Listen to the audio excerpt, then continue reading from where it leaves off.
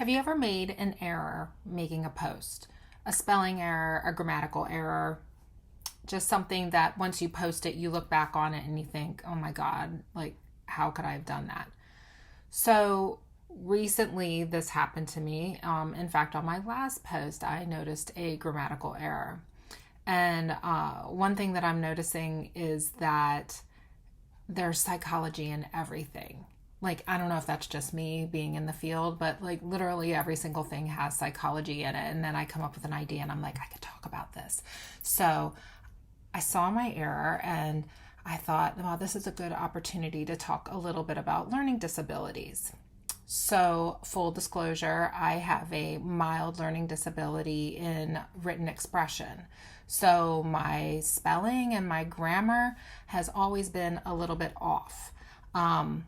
Doesn't matter how much I study, doesn't matter how much I memorize. My knee jerk is to always go to the inaccurate way of writing, which is especially maddening because I enjoy writing. So, you learn compensatory strategies as you get older, but along the way, you get some messages that, people see these errors and they automatically assume that you're not smart. And that can be really hurtful. It could be damaging to people's, sense of self-efficacy in their abilities in themselves. And I hear this a lot from students that I test for learning disabilities. So I thought it might be good to kind of explain what a learning disability is. So a learning disability is when you have a significant discrepancy between a person's baseline intellectual abilities and their achievement ability in a certain area of academic functioning, such as reading, writing, or arithmetic.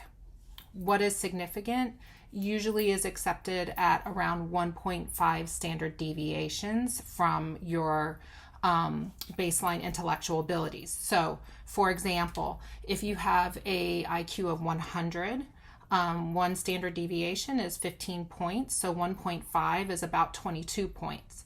So if you have a baseline IQ of 100 and your reading ability is at a 78 or below, you qualify as having a learning disability.